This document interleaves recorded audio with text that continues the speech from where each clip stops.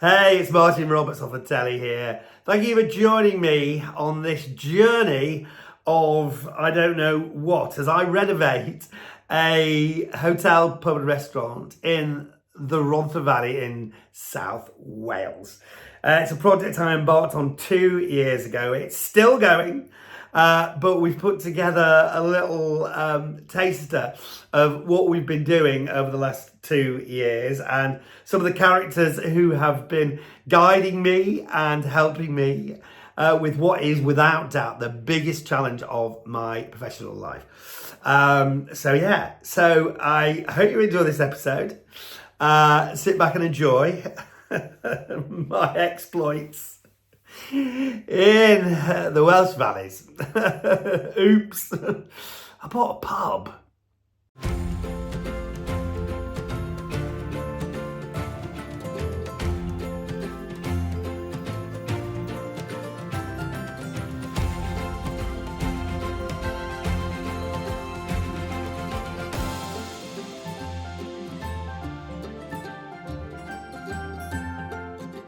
Oops.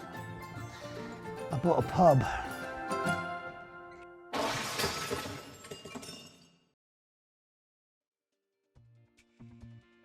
Well, I think it's time to learn a thing or two about beer, and who better to get advice from than Baz and Gaz, directors of Welsh brewing success story, Tiny Rebel.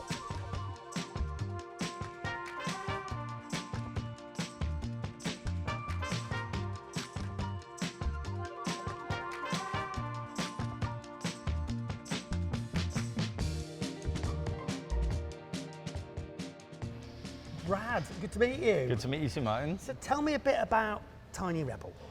Yeah, well, we started 10 years ago, so 10th birthday this year. So yeah, happy birthday us, I guess. I just started the brewery with my brother-in-law Gaz. It was really came from a background in homebrewing. And we sort of took it from there, really passionate about beer. Started in the garage, homebrewing, messing around with some ingredients. Started giving it away to friends and family, and they were telling us they liked it. And the idea sparked. There wasn't a brewery in Newport, so we decided to set one up. And yeah, 10 years later, we're here. So you've gone from home brewing in your garage to, what's the turnover of this? So we went from brewing on a 50-litre small kit that we sort of invested in way back, that we've actually still got, don't use anymore. And now we're brewing around 6 million litres a year, supplying the whole of the UK and export markets too. So yeah. How'd you do it? What's the story to your success? How did you manage to do this? There's no magic formula to it. It's a lot of hard work. Gaz and I set the brewery up really to work for ourselves. We were young, early 20s at the time, and it was a lifestyle, something that we were really passionate about, that we wanted to sort of get into and do and create. So you walk in here and, it's brilliant. I mean, it's really funky, and this is obviously your flagship place. How did you go about designing this and coming up with this kind of feel? A wicked team around us. And this, we're a family-run independent brewery. We have been from day one. It's the whole team around us, from whether it's the photo booth in the corner, to the neons or the pergolas at the front. And the Lego on the wall. Legos on the wall were built by my dad, and glued together and chucked up on the wall. So little pieces of everything, pieces of everyone that work for Tiny Rebel, really. Oh, that's brilliant. So let's talk about the brand for a second, Tiny Rebel. How did you come up with that, and sort of how important is a brand? Because I want to try and create a brand as well. Yep. How did you come up with the brand, and how did you then turn it into what it is now? Well, funny story. I stole the name Tiny Rebel off my brother. So Stole it off your brother. Well, he said yes, but yeah, inspiration from him. So my brother, long story short on this one, he was in America at the time, working for Rockstar Games, doing all the Grand Theft Auto sort of trilogy series. Oh wow! He left them and went and set up his own sort of studios, consulting in the games industry. Oh. And he started Tiny Rebel Studios. So at this time, while he was over there, he never knew what was going on over here. So he came home one Christmas and said, "Brad, great, I've just set my new company up with my wife Susan." And I was like, "Tiny Rebel." And it was a time that me and Gaz were sort of thinking of names, and the more we thought about names, the worse they got. So I said to my brother, that's a great name. Really wraps up what me and Gaz wanted to do. Small and different, you know, and that really sort of wrapped that up. So that's where the name Tiny Rebel came from, and I think that sort of has a real connection with people, because everyone's a little bit of a rebel, right? You know, at heart. And that's where that came from, and the brand. And on his business card again was a little illustration of a bunny rabbit with a knife in it, a bit like our beer logo. So I went online and found out who sort of posted it online for free. And it could have been anyone in the world, right? It could have been anyone. And it was a young girl called Taz, lived in Swindon, working in Canada, who was home for Christmas. So I shut down the M4 when I met her in the Hilton Hotel, told her what we were doing, and from day one, she's been on board. All of our branding, everything that we do, from beer names, we do it all in-house. And that's really, really important to us. You know, whether it's a beer name or a style, everyone in the brewery gets involved. So I've bought a pub. Yeah. Yeah. I've never run a pub. Where? At top of the Rhondda Valley. Okay. Yeah. Why? I'm asking myself that question because I want to reinvigorate this really important community hub, but also I think I can turn it a bit like you have into a destination. Now you're sort of situated on a industrial estate, so how hard is it to get people to come to if you like an out of town or slightly out of the way location? It's hard to create a destination point because you never know what is going to make it a destination hub. You know, when we opened our bar here, yes, on an industrial estate, you know, we worked really hard, and we've worked hard over the last 4 or 5 years to get it to the point that it is now. It didn't happen overnight. It didn't happen when we opened our doors. Things like that take time, and it's reputation, you know, word of mouth, you know, and having something unique for people to come to, which is, you know, and I think the great thing is, from what I know, there's a few rooms there, you know, okay, so that helps massively, you know, to keep people there. When you haven't got that natural footfall, you need to give something, you need an offering of experience to give people that experience, the excitement to go somewhere and the reason to go somewhere. So you're very brave doing it, and it sounds like a little bit like what we did here. It was more heart over head, but you know, when you put your life and soul into it, you know, it'll pay at the end of it. What do you think? What do you think the biggest pitfalls are? Investment. You know, depending on the state of the building, we've done projects in the past where they've been old buildings, and as soon as you start ripping up those sort of floorboards to find out what's underneath, you know, it could be a bottomless pit of money that you need to put into it, you know, to get set up. So, yeah, it depends what you want to do with it. That's the biggest thing is that, you know, I don't know what standard it is, you know, whether it's run down, I don't know what standard it's in, but if it needs a bit of a facelift, yeah, as soon as you start ripping up floorboards, that could be a bit of a downfall. Funny enough, the renovation side of it is not what's worrying me. It's the running a pub and a hotel and a restaurant. I've never done any of those things, and I know that's a very. It's going to be. I've got to get the right team around me. I've got to employ the right kind of staff. Well, I'll tell you what, Mark, if you were front of house, you'd be amazing. So, I don't know what your cooking's like, or your pint pouring, but yeah. If you be the front of house, maybe be the host. Yeah, I'll be the host. Yeah, definitely.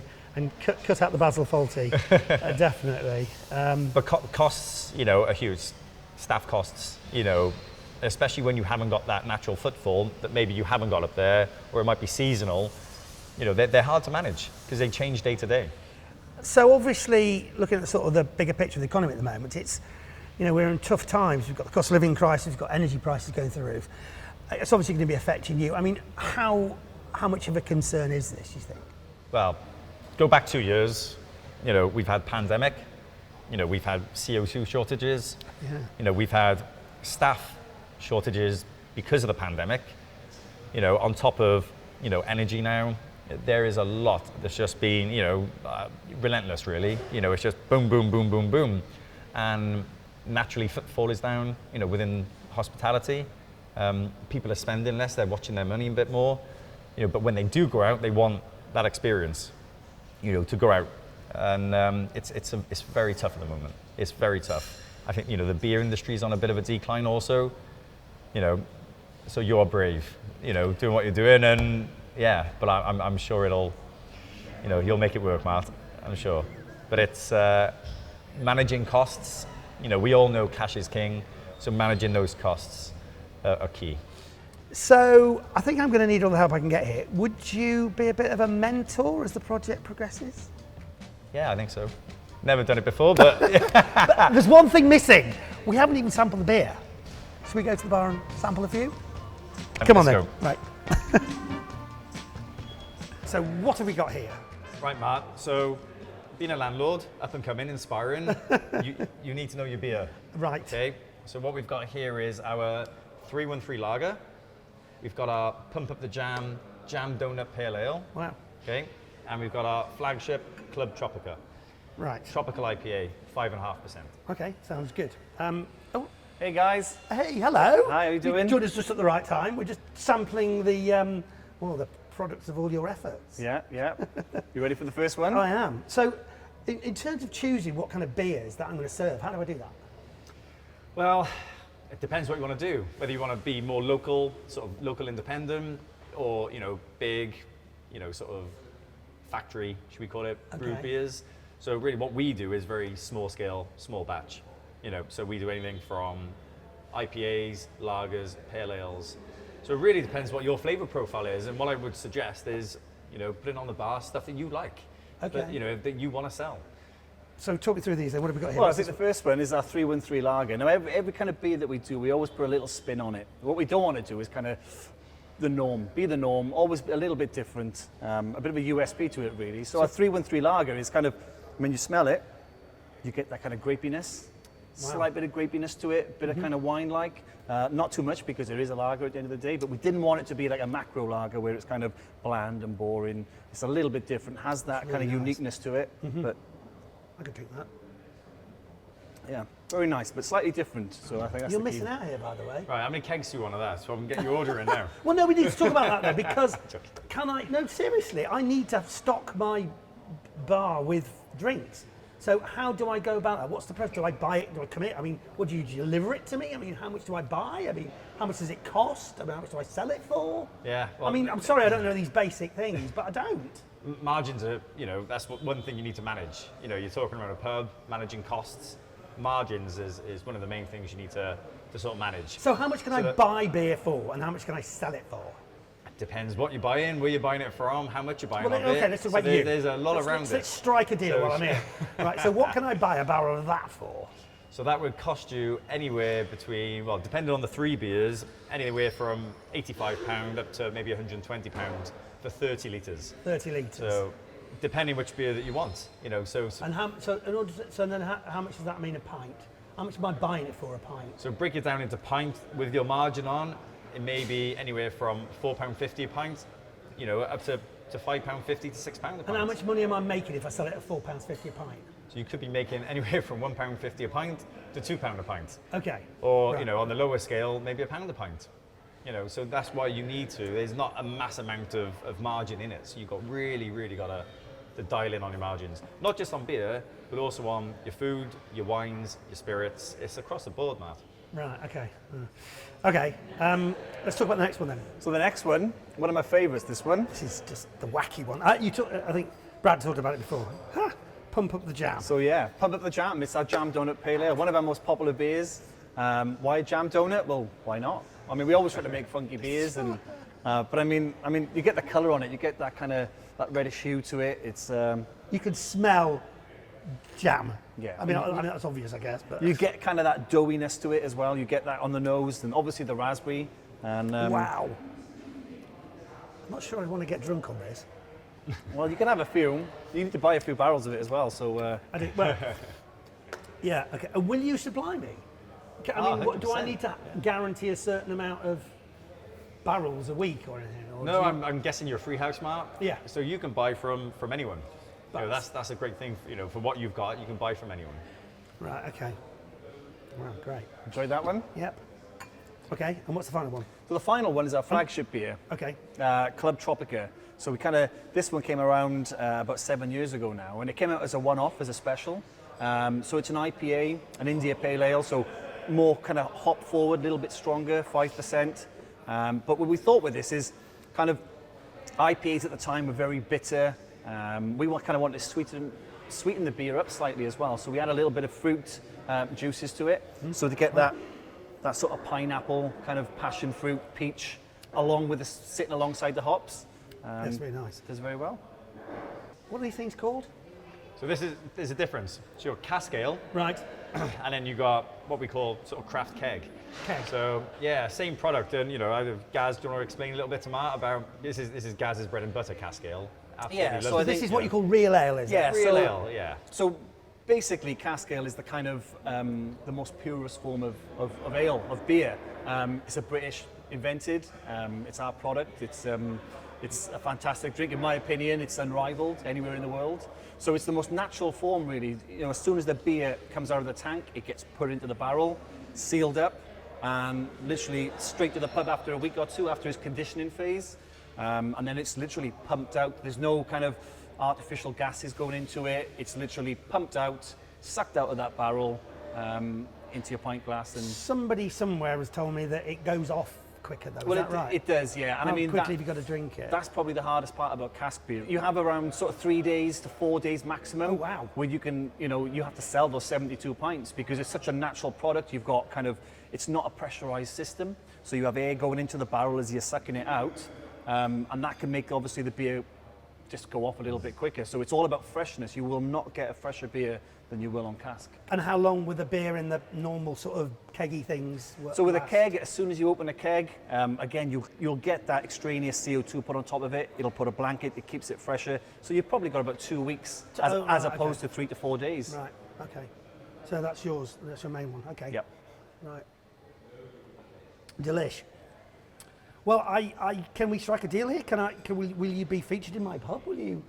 Do I get little berry things? Bully?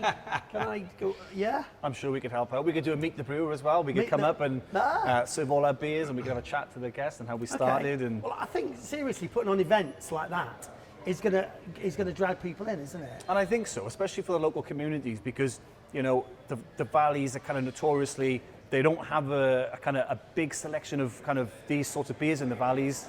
It's more kind of the more macro products, but we have seen over the last few years, more options going into the sort of pubs at the valleys, and they are a lot more open to it. It's usually the cities that will come first with these types of beers, and then it'll work its way up the Now, valleys. are there any politics I need to know about? I mean, will I be okay serving Newport beer in a Valleys pub, or will I find people boycotting? Well, I'm from the valleys anyway, you? Okay, so fine. I'm like, it's absolutely fine. So So I'll be all right. You'll be all right. You wouldn't leave me far wrong. no, would you'll you? be all right. You'll be all He right. knows people. He Don't knows worry, people. He knows people. That's great. Well, listen, cheers, guys. Thank you very much for the advice. I think I'll be calling on you. So thank you. Cheers. All the best. And yeah, cheers, fella. Cheers, Thank you. man.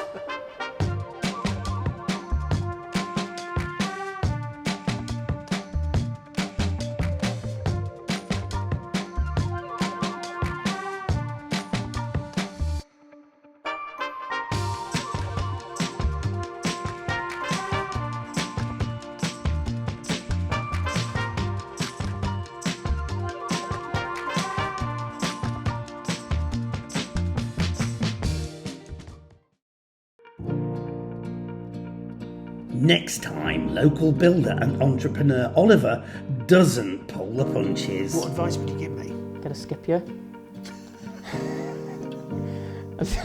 and start emptying it and see what you've got. It's a big job. I'd say there's too much work here, really. Yeah, it's a money pit, I think. And someone who had a pub but was forced to sell it because of the financial climate has a sobering message. If market forces are telling me that it's economically not possible to do that, then I think you're probably mad to do it like that. So I've just bought a pub. I'm already wondering if I've just got carried away with the romance, if that's what you call it, this. The economic situation could not be worse. I feel like I've been off more than I can chew.